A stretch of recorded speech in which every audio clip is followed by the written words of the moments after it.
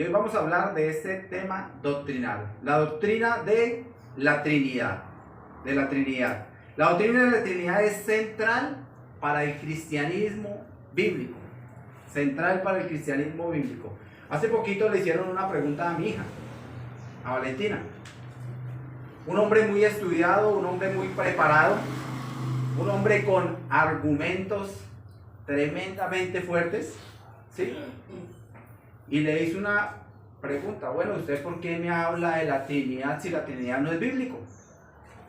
Si la Trinidad fue algo que salió del catolicismo. ¿Usted por qué me dice que Jesús es Dios? ¿Por qué me habla de la Trinidad?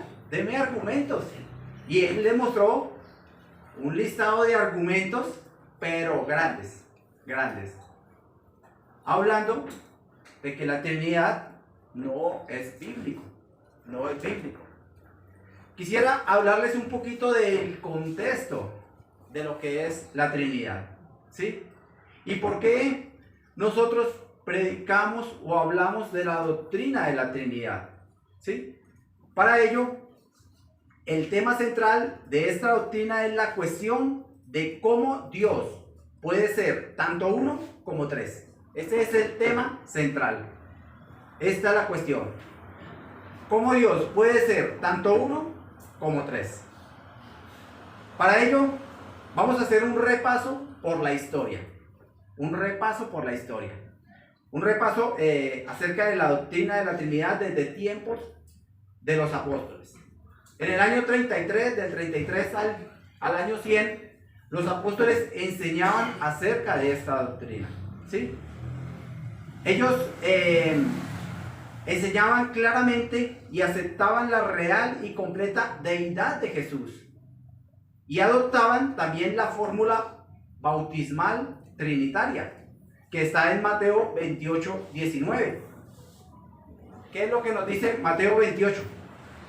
28, 19. ¿Algunos se acuerdan? Sí, bautizándolos en el nombre del Padre.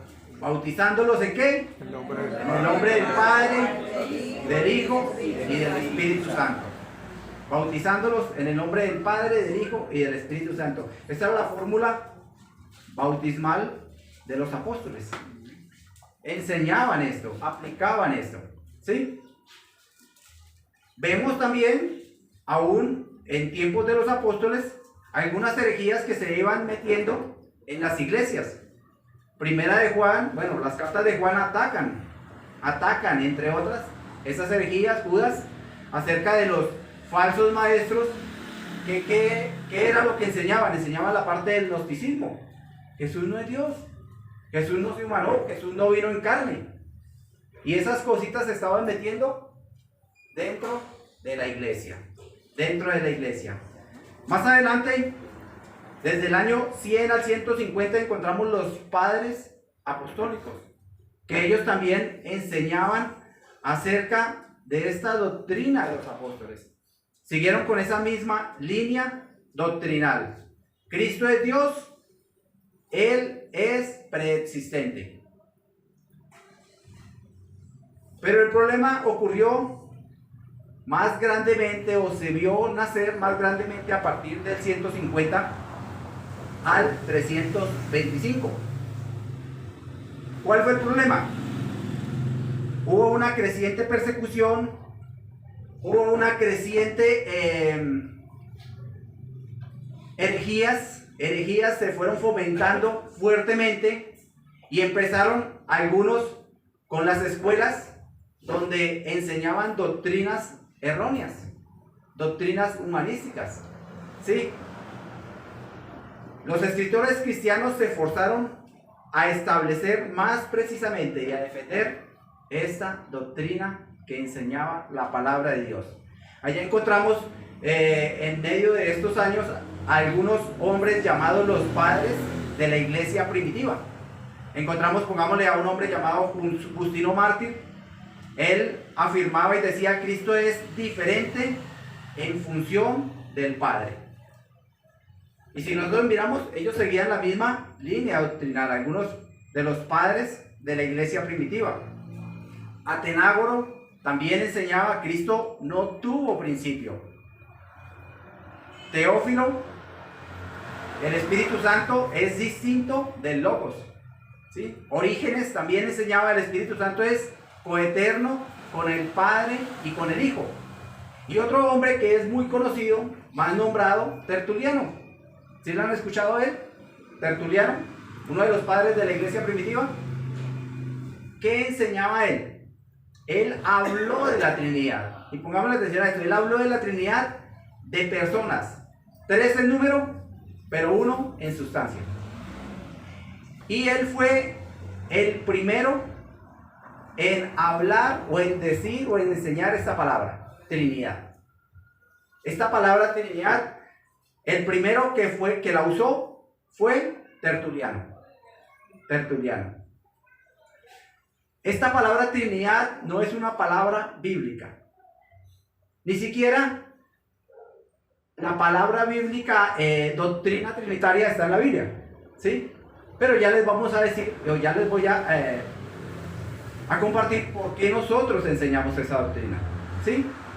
Pero es para que lo tengan claro, porque uno de los cuestionamientos que le hicieron a mi hija es eso.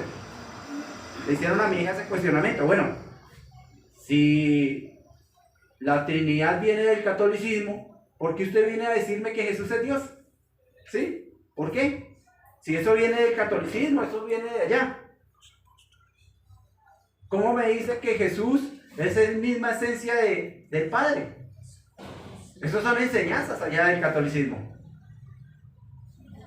Por eso les aclaro que lo que es la palabra, no la doctrina, la palabra, Trinidad, no es bíblica. El primero que la usó fue el padre, uno de los padres de la iglesia primitiva, llamado, ¿cómo? Tertuliano. Tertuliano. Este fue el primero que usó esta palabra. En este tiempo, más o menos en el 300 algo, hubo un hombre llamado Arrio. Y él formó una escuela del arrianismo. ¿Qué enseñaban ellos? ¿Qué enseñaban ellos o qué enseñaba esta escuela? Ellos negaban la deidad de Cristo. Negaban la deidad de Cristo. El arrianismo, un presbiterio antitrinitario de Alejandría, enseñaba que solo Dios el Padre es eterno. Solo Dios el Padre es eterno. También enseñaba que el Hijo tuvo un comienzo como el primero y mayor creado por el Padre. El Hijo tuvo un comienzo. También enseñaba el arrianismo, este presbiterio, que el Hijo no es uno en esencia con el Padre. Cristo está subordinado al Padre, ¿sí? Él está subordinado, Él es un ser creado, subordinado de quien lo creó. Y que Él es llamado Dios, pero únicamente como título honorífico. No por ser Dios, fue un título honorífico que le pusieron. Esto era lo que le enseñaban. Y entonces imagínense, desde ese tiempo esto se estaba involucrando y estaba creciendo, esta herejía estaba creciendo y formó un problema tremendo en el cristianismo. Tremendo en el cristianismo. Los cristianos doctrinales tuvieron que defender ello. Tuvieron que defender estas herejías al cual ellos enseñaban Dios hizo al Hijo. Y el Hijo, lo primero que hizo, o lo primero que creó fue al Espíritu Santo. ¿Por qué? Por lo que nos dice Juan 1:2. ¿Qué nos dice Juan 1:2? Que por Él fueron creadas luego todas las cosas. ¿Sí? Entonces, Dios creó al Hijo y el Hijo creó al Espíritu Santo. Estas eran las enseñanzas que tenía el arrianismo, este grupo, ¿sí? Ellos tenían también, o hallaron su base o su respaldo doctrinal en Mateo 28:18. ¿Qué nos dice Mateo 28:18? También es un texto muy conocido. que nos dice, y Jesús se acercó y les habló diciendo, ¿qué? Toda potestad me es dada en el cielo y en la tierra. Y noten esa palabra, toda potestad me es dada. Entonces ellos encontraron su base doctrinal aquí en estas palabras, pero no miraron el contexto. Y vea que es uno de los problemas de las falsas doctrinas, cuando usted toma textos fuera de contexto. Fuera de contexto. Este problema estaba latente. Además, también que el imperio romano o el futuro del imperio romano parecía incierto. Y en este tiempo estaba reinando un hombre llamado Constantino. Él era el emperador Constantino, ¿sí? Él se convirtió al catolicismo y él tuvo que tomar parte en este asunto. Aquí estaban los que tenían esa posición, pero los que tenían una posición doctrinal estaban por parte de un hombre que se llamaba Atanasio. Atanasio, ¿qué enseñaba Atanasio? Él enseñaba, Cristo es coeterno con el Padre, Cristo no tuvo comienzo, el Hijo y el Padre son de una misma esencia, y Cristo no está subordinado al Padre. El cristianismo doctrinal tuvo que ponerse al frente de esta situación. ¿Qué hizo Constantino? Llamó a un concilio. Llamó a un concilio para poder enfrentar esta cuestión. ¿Cuál era la cuestión? La cuestión ¿era Cristo totalmente Dios? ¿Era un ser creado subordinado? ¿Sí? ¿Cristo era subordinado? Esta era la cuestión. En medio de todos los temas que trataron, este tema lo trataron en el concilio de Nicea, año 325 después de Cristo. ¿Cuál fue el resultado de este concilio? El arminianismo fue formalmente condenado y el resultado fue a favor de Atanasio, ¿sí? A favor de la Trinidad. Y si ven cómo esta palabra Trinidad va cogiendo forma, lo que es la palabra, todavía quedaba una cuestión. Ya se arregló la primera cuestión del Hijo, pero ahora quedaba la cuestión del Espíritu Santo. Bueno, ¿y el Espíritu Santo qué? Él también fue creado por el Hijo, y para ello este tema se abordó en otro concilio, en el concilio de Constantinopla, ¿sí? Más adelante, en el 381. La cuestión era, ¿el Espíritu Santo es totalmente Dios? ¿Cuál fue el resultado de este concilio? El arrianismo fue rechazado y el credo de Nicea reafirmado. Se afirmó la deidad del Espíritu Santo, ¿sí? Pero ¿qué es lo que nos dice la Escritura? ¿Qué es lo que nos dice la Escritura? Esto es un contexto histórico, un contexto de lo que pasó, ¿sí? Y les traje esto a causa de ese cuestionamiento que le hicieron a mi hija, ¿sí? Que si la doctrina de la Trinidad es bíblica, si no es bíblica, que viene del catolicismo, aquí ya encontramos de dónde viene la palabra. ¿De dónde viene la palabra? Y como les digo, la palabra Trinidad no es una palabra bíblica. Nunca fue usada ni la doctrina del trinitarismo, enseñada explícitamente en la Escritura. Aún así nosotros la empleamos. ¿Por qué? Porque es la mejor explicación de la evidencia bíblica. Es la mejor explicación de la evidencia bíblica. ¿Cómo podemos analizar este texto? ¿Cómo podemos analizar esta cuestión? ¿Cómo podemos analizar la doctrina de la Trinidad? Para poderla analizar hay que reunir temas e información bíblicos, ¿sí? De lo que es la Trinidad. Y como les digo, la doctrina de la Trinidad es crucial, es central para el cristianismo. Porque se enfoca en quién es Dios y particularmente en la deidad de Cristo. Ya hablando un poco de este contexto, si hay preguntas, por favor, interrúmpame. Ese primer cuando se comienza a explicar eso de la Trinidad, no se conocía ya el libro de Génesis. En Génesis dice, hagamos al hombre. No aparece Dios como un solo personaje diciendo, hago al hombre. Sino dice, hagamos al hombre a nuestra imagen y semejanza. O sea que ya no está hablando de uno solo. ¿Cómo surgen las herejías?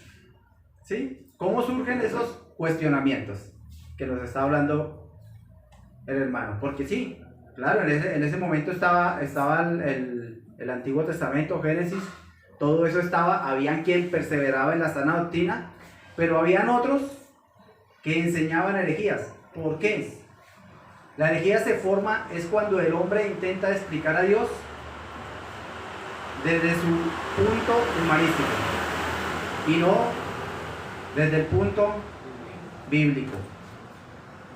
Cuando el hombre intenta explicar la Biblia sin tener en cuenta lo que ella misma afirma.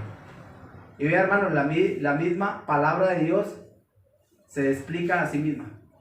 La misma palabra de Dios. Pero cuando nosotros o el hombre intenta sacar textos fuera de contexto, entonces empezamos a afirmar cosas como el arrianismo empezaba a afirmar. ¿Sí? Ve ahí dice, Jesús dice, toda potestad me es dada en los cielos. Él es un ser subordinado. No ven, no leen, pero no miran el contexto. Así es que se forman las herejías, así es que se forman las malas enseñanzas, las falsas doctrinas. Deuteronomio 6, 4. ¿Quién me lo dice? Oye Israel,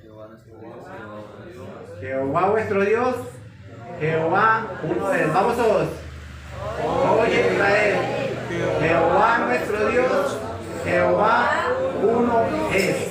Y este es el primer punto que vamos a tratar acerca de la doctrina de la Trinidad. La unidad de Dios. Dios es uno. Hoy en día se enseña no. Está Dios el Padre, Dios el Hijo y Dios el Espíritu Santo. Cuente. ¿Cuántos son? Tres. Entonces son tres dioses. Tres dioses. Luego no me dicen, está Dios el Padre, Dios el Hijo y Dios el Espíritu Santo. ¿Cuántos hay? Tres dioses.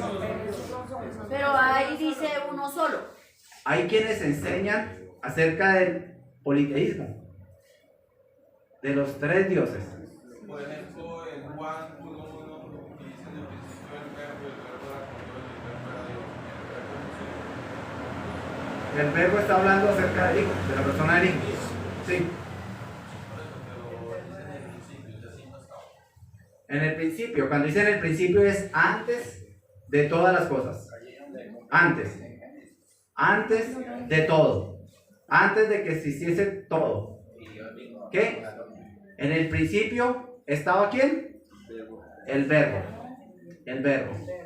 ¿Y el verbo estaba con quién? Dios. Con Dios. ¿Y el verbo era quién? Dios. Dios. Dios es uno. Y era una de las firmezas doctrinales que tenía el pueblo judío. ¿Sí? Todo el que conocía la doctrina judía, ellos sabían y ellos creían en el único Dios verdadero, en el único Dios. En el único Dios. Un solo Dios, no tres dioses. Un solo Dios. Un solo Dios verdadero. El celebrado Shema llegó a ser la confesión de fe básica del judaísmo y enseñaba la unidad de Dios. ¿Cómo puede ser traducida también Deuteronomio 6:4? Aquí tengo la traducción de varias Biblias. Dice: el Señor nuestro Dios es un Señor. También puede ser traducida: el Señor nuestro Dios, el Señor es uno. O el Señor nuestro Dios, el Señor solamente. Un solo Dios verdadero, un solo Rey, un solo Señor. Estas palabras, oye Israel, Shema Israel, Shema Israel, Adonai Eloheu, Adonai Echad. Esa era la confesión de fe del judaísmo. Y aún hoy en día, repiten estas palabras los judíos. El Shema. El Shema significa oye. Oye. Y está repetido 91 veces. 91 veces. Entonces, ¿qué quiere decir? Que esta palabra, Shema, es muy importante. Una de las palabras clave de Deuteronomio. Shema, oye. Y también tenemos otros pasajes donde nos hablan acerca de la unidad de Dios. Y quiero, algunos hermanos que tienen Biblia, levanten su mano.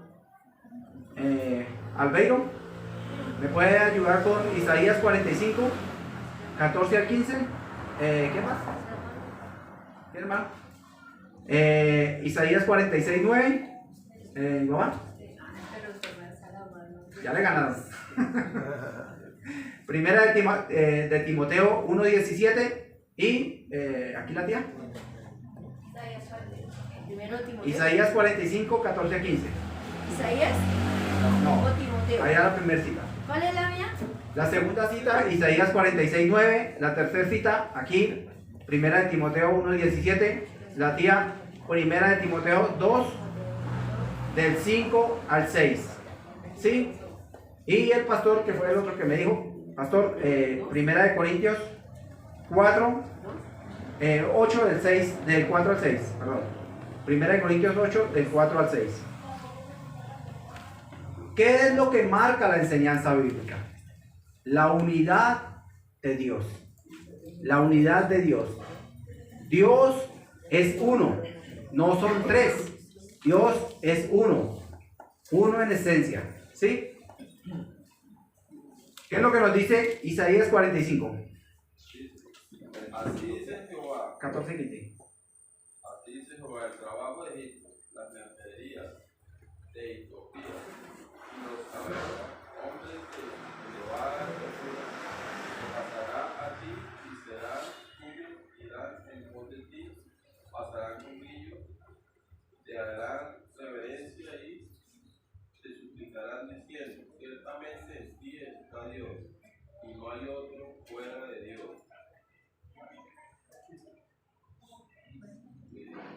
Verdaderamente tú eres Dios que te cubre, Dios de Israel que salva. Amén. Amén.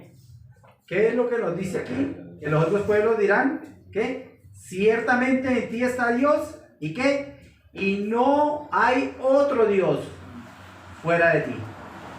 No hay otro Dios. Dios es el único y verdadero. No hay otro. No hay otro.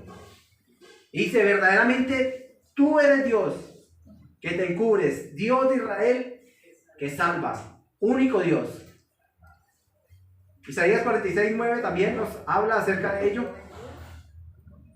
Dice, acordaos de las cosas pasadas desde los tiempos antiguos, porque yo soy Dios, y no hay otro Dios, y nada hay semejante a mí. ¿Cuántos dioses hay? Dios. Uno. Y dice, y no hay otro Dios. No lo hay. El hombre siempre ha inclinado su corazón hacia la idolatría, hacia buscar otras cosas, otros dioses. Desde que el hombre fue creado hasta ahorita. No ha cambiado. El hombre siempre se inclina a buscar dioses. Llámese como se llame su Dios, pero el Señor dice, no hay otro Dios fuera de mí. No hay otro Dios. Él es el único y verdadero. Y nada hay semejante a mí. Pero también tenemos en el Nuevo Testamento que nos hablan acerca de la unidad de Dios. Dios es uno. En 1 Timoteo, la carta de Pablo a Timoteo 1:17 nos dice: Dice, por tanto, al Rey de los siglos, inmortal, invisible, al único y sabio Dios, sea honor y gloria por los siglos de los siglos. Amén. amén. Al único, ¿y qué? Y sabio Dios. No hay otro. Él es el único, eterno, el único, poderoso, el único, santo, el único. Al único Dios, al único y sabio Dios sea honor y gloria por los siglos de los siglos. Y 1 Timoteo 2, 5 al 6, ¿qué nos dice? Dice, porque hay un solo Dios y un solo mediador entre Dios y los hombres, Jesucristo hombre, el cual se dio a sí mismo en rescate por todos de lo cual se dio testimonio a su debido tiempo. Amén. Solo hay uno. Porque solo hay un Dios y un solo mediador entre Dios y los hombres, Jesucristo hombre. Y a través de la Biblia se nos afirma y nos vuelve a reafirmar que solo hay un solo Dios, un solo Dios. Nunca usted va a encontrar en la escritura acerca del politeísmo. 3 dioses, no. Un solo Dios. Y aún dice que ese Dios no comparte su gloria con nadie. Con nadie. Él es el único Dios verdadero porque hay un solo Dios y un solo mediador entre Dios y los hombres. Jesucristo, hombre. Y por último, 1 Corintios 8, del 4 al 6.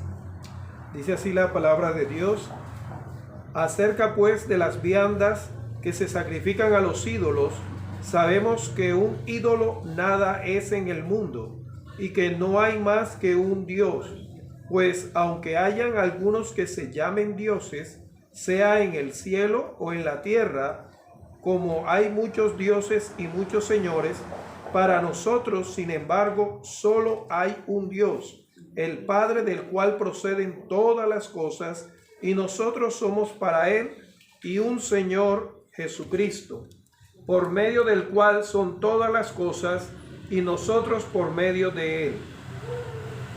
Pero no en todos hay este conocimiento, porque algunos, habituados hasta aquí a los ídolos, comen como sacrificio a ídolos, y su conciencia, siendo débil, se contamina. Amén. Amén. ¿Qué es lo que nos dice este texto? Pues aunque haya algunos que se llamen ¿qué? Dioses. ¿Y esos dioses con qué está escrito? Con minúscula. Con minúscula. ¿Sí? Aunque haya algunos que se llamen dioses, llámese esto, llámese aquello, y hoy en día vemos, también que hay algunos que se llaman dioses y que los tienen por dioses y les rinden culto y les rinden adoración. Dice más, sin embargo, para nosotros ¿qué? Solo hay un Dios. Solo hay un Dios, o hay un solo Dios. ¿Sí? Para nosotros, sin embargo, solo hay un Dios, el Padre, del cual proceden todas las cosas, y nosotros somos para Él. Y un Señor, Jesucristo, por medio del cual son todas las cosas, y nosotros por medio de Él. Mira, hermanos, vivimos en unos tiempos, ¿sí?, que no son tan distintos de los tiempos bíblicos, porque el hombre siempre ha inclinado su corazón a alejarse de Dios, a buscar respuestas en cosas o en otros dioses con D minúscula que no oyen ni responden. Mas sin embargo, a Israel les fue dicho, ¿sí? Oye Israel, Jehová nuestro Dios, Jehová uno es. Y a nosotros, para nosotros, solo hay un solo Dios. Un solo Dios. ¿Sí? Y aquí va tomando forma esta doctrina de la Trinidad. ¿Sí? Porque, si recuerdan, en la historia, ¿qué era lo que pasaba?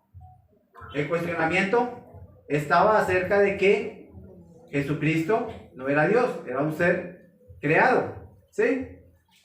Un ser creado, que el Espíritu Santo era también un ser creado.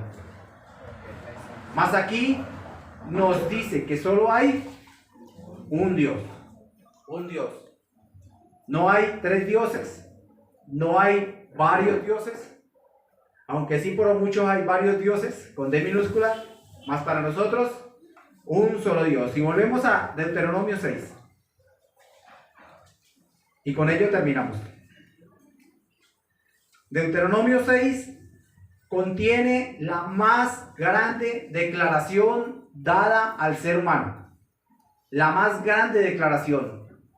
Versículo 4. Oye Israel, Jehová nuestro Dios, Jehová uno es. Y esta es la más grande declaración de Dios hecha a la humanidad. Y no solo encontramos la más grande declaración de Dios hecha a la humanidad, sino encontramos también el más grande mandamiento dado a los hombres. Lo encontramos en el versículo 5. El más grande mandamiento. Y amarás a Jehová tu Dios. ¿De qué? De todo tu corazón y de toda tu alma y con todas tus fuerzas. Este es el más grande de los mandamientos dados a los hombres. Y amarás a Jehová tu Dios. ¿Con qué? Con todo tu corazón, con toda tu alma y con todas tus fuerzas. No es amarlo, ay sí, yo amo a Dios. No. Él nos dice ámelo, pero ¿qué? Con todo tu corazón, con toda tu alma y con todas tus fuerzas. Mejor dicho, ámelo con todo lo que usted tiene. El más grande mandamiento. No solo está la más grande declaración, oye Israel, Jehová nuestro Dios, Jehová uno es. No solo está el más grande mandamiento, que es amarás a tu Dios con todo tu corazón, con toda tu alma y con todas tus fuerzas, sino también está la más grande responsabilidad. La más grande responsabilidad. Y ahorita el pastor nos lo recordaba con Daniel, ¿sí? Y con su esposa. El pastor nos recordaba esto. La más grande responsabilidad del ser humano. Versículo 6. Y estas palabras que yo te mando hoy estarán sobre tu corazón. Y las repetirás, ¿a quiénes? A tus hijos. A tus hijos.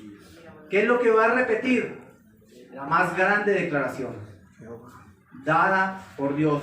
Oye Israel, Jehová nuestro Dios, Jehová uno es.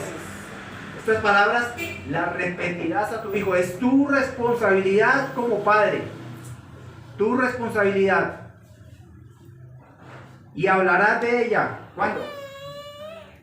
Cuando te acercas, Cuando andes por el camino. estando en tu casa y andando por el camino, y al acostarte, y cuando te levantes.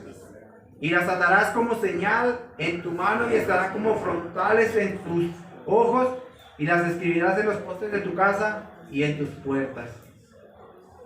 Y aquí encontramos la más grande responsabilidad dada a los padres. Estas palabras, esta más grande declaración la repetirás a tus hijos. No solo tenemos la más grande declaración, no solo tenemos el más grande mandamiento dado a los hombres, sino también hay una responsabilidad para nosotros. Para nosotros que creemos en el único Dios verdadero. Séle fiel a tu Dios. Dale la gloria y la alabanza al único y sabio Dios.